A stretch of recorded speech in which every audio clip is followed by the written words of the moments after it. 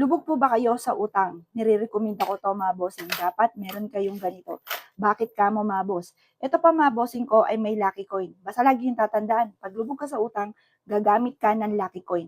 Ang ibig sabihin kasi mga bossing ko ng butas ng lucky coin, tagusan ng malas para hindi kami namalas lalo na sa pera. Ang lucky coin mga bossing ko, yung humahatak ng swerte lalo na sa pera. Tapos meron din siyang mantra diyan, may mga nakaukit siya ng mantra. Chinese prayer po 'yan for dream come true. Ang kulay gold ay sumisimbolo ng kasaganahan, ang bilog ay humatak ng swerte lalo na sa pera. Kaya kung ikaw po ay may problema sa pera, lubog ka sa utang, matumal ang negosyo, wag kang magpapawala nito. ₱50 lamang po ito mga bossing.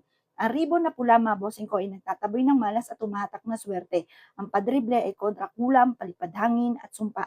Abel niyo na po ito mga bossing. Kapag sa amin po kayo nag-abel, ito pa mga bossing ko ay napausukan ko na nito. Yan po yung pantaboy ng malas, para yung mga nag-i-evil eye sa inyo, nanalangin ng masama, hindi tatalab sa inyo. Gano'n din po mga bossing ko, itong insensong ito na pang-attract ng swerte lalo na sa pera. At gano'n din po kung ikaw po ay mahilig sa mga numero, iyan po yung tatlo na sangkap na aking pong pinagpapausok mga bossing.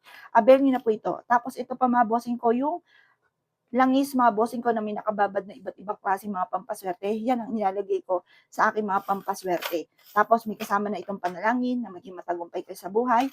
Halagang ₱50 lamang mga boss, dumadaan talaga siya sa proseso para lumevel up ang swerte po ninyo. Avail niyo na po ito mga bossing.